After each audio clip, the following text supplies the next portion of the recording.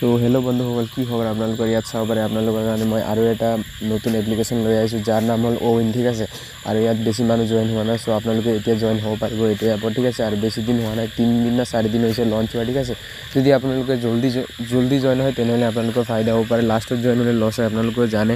5-6 মাহ পিছত যদি এপত জইন হয় তেনেহ'লে লছ হয় আপোনালোকৰ।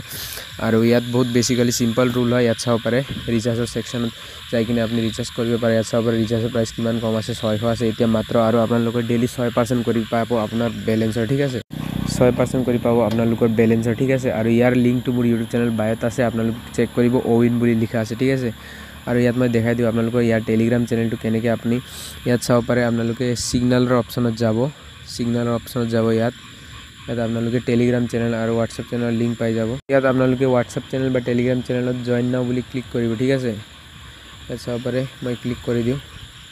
ইয়াত চাব পাৰে অ'ইন পাব্লিক চেনেল, ইয়াত ফ'ল' কৰি ল'ব আপোনালোকে।